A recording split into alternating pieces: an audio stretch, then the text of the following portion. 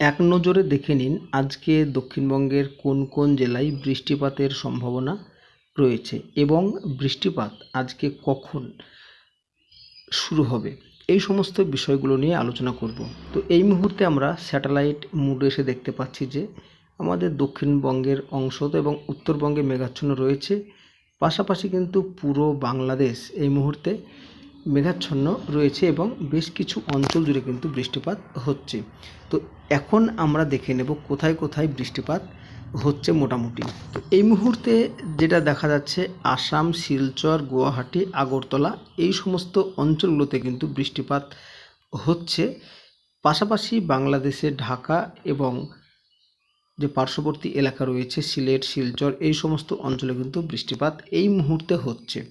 তো আজকে আমরা দেখব যে দক্ষিণবঙ্গে বৃষ্টিপাত আসবে দুপুর ও বিকেলের পর থেকে। মূলত আজকে দক্ষিণবঙ্গে বৃষ্টিপাত আমরা যে দুপুর ও বিকেলের পরে যেটা বললাম সেটা দেখা যাচ্ছে মোটামুটি 3টের পরে। তো উপকূলের যে সমস্ত জায়গাগুলো রয়েছে উত্তর 24 পরগনা, দক্ষিণ 24 পরগনা এই সমস্ত জায়গাতে কিন্তু বৃষ্টিপাতের বিক্ষিপ্তভাবে সম্ভাবনা রয়েছে। পাশাপাশি যদি আমরা দেখি বাংলাদেশের ক্ষেত্রে কিন্তু ফিরোজপুর, বরিশাল, বহুপাল এই সমস্ত অঞ্চলগুলোতে কিন্তু একটা বৃষ্টিপাতের সম্ভাবনা থাকবে বিকেল ও সন্ধ্যার মধ্যে। তবে ফিরোজপুরে কিন্তু শিলাবৃষ্টি হওয়ার সম্ভাবনা রয়েছে। এবং যদি আমরা আরও একটু দেখি যে বাঁকুড়া, পুরুলিয়া, চন্দ্রকোনা, বর্ধমান, বীরভূম এই সমস্ত অঞ্চলগুলো কিন্তু মেঘাচ্ছন্ন থাকবে। এবং সন্ধে বা বিকেলের পরে কিন্তু আমরা বর্ধমানে আজকেও বৃষ্টিপাত লক্ষ্য করতে পারছি। পাশাপাশি নদিয়াতেও কিন্তু আমরা বৃষ্টিপাত লক্ষ্য করতে পারছি। হুগলি, চুঁচুড়া এই সমস্ত অঞ্চলগুলোতে কিন্তু আজকে বৃষ্টিপাত লক্ষ্য করা যাচ্ছে। পাশাপাশি বাংলাদেশের রংপুরের ক্ষেত্রে কিন্তু ব্যাপকভাবে ঝড়, শিলাবৃষ্টি সম্ভাবনা থাকছে। এবং আমাদের উত্তরবঙ্গের ক্ষেত্রে আলিপুরদুয়ার, কোচবিহার, দার্জিলিং, গ্যাংটক সমস্ত জায়গাতে কিন্তু ব্যাপকভাবে আজকেও কিন্তু একটা বৃষ্টিপাতের সম্ভাবনা বা স্পেল আমরা দেখতে পাচ্ছি। তো আগামীকাল রবিবার একদম সকালবেলার দিকে কিন্তু দক্ষিণবঙ্গের সমস্ত জেলার আকাশ মেঘাচ্ছন্ন থাকবে। বিশেষ করে 24 পরগনা, হাওড়া, হুগলি, কলকাতা এই জায়গাগুলো কিন্তু একটু মেঘাচ্ছন্ন বেশি থাকবে।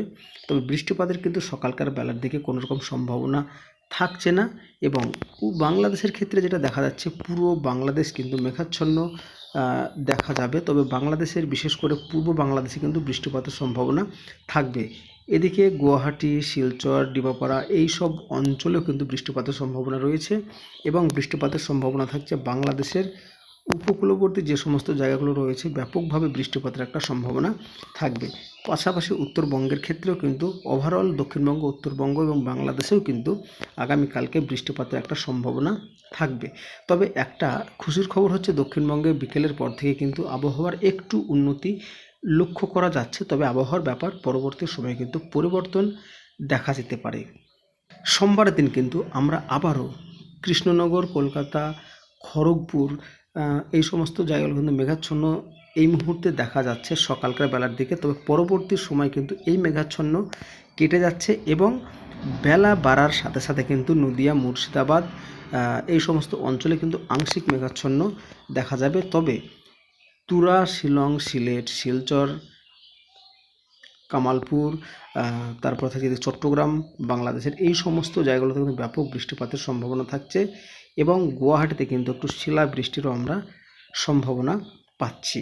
এবার আমরা দেখব যে কালবৈশাখী ঝড় কতটা সম্ভাবনা থাকছে আগামী কয়েকদিনের মধ্যে। তো বন্ধুরা আজকে কিন্তু কালবৈশাখী ঝড় আমরা আমাদের দক্ষিণবঙ্গে তেমনভাবে লক্ষ্য করতে পারছি না। তবে অবস্থান বুঝে কিন্তু কালবৈশাখী ঝড়ের একটা সম্ভাবনা থাকছে বিকেলকার দিকে, বিশেষ করে মেদিনীপুরে। এবং বিকেল ও সন্ধ্যার মধ্যে থাকছে রংপুরে কালবৈশাখী ঝড় এবং রাত্রিতে থাকছে রাজশাহী, ঢাকা এই সমস্ত অঞ্চলে কিন্তু কালবৈশাখী ঝড়ের সম্ভাবনা থাকছে। পাশাপাশি আমাদের দুই দিনাজপুরেও কিন্তু আমরা কালবৈশাখী ঝড় দেখতে পাচ্ছি, মালদাতেও দেখতে পাচ্ছি এবং 24 পরগনাতেও কিন্তু কালবৈশাখী ঝড় আমরা দেখতে পাচ্ছি। তবে বন্ধুরা একটা কথা নিশ্চিতভাবে আপনাদেরকে জানাই যে আবহাওয়ার যে আপডেটটা এখন আমরা দিলাম পরবর্তী সময় কিন্তু পরিবর্তন হতে পারে। তো যাই হোক আজকের মতো সংক্ষিপ্ত আপডেট এতটুকুই। কেমন লাগলো, কোথা থেকে দেখলেন অবশ্যই কিন্তু কমেন্টে জানাবেন।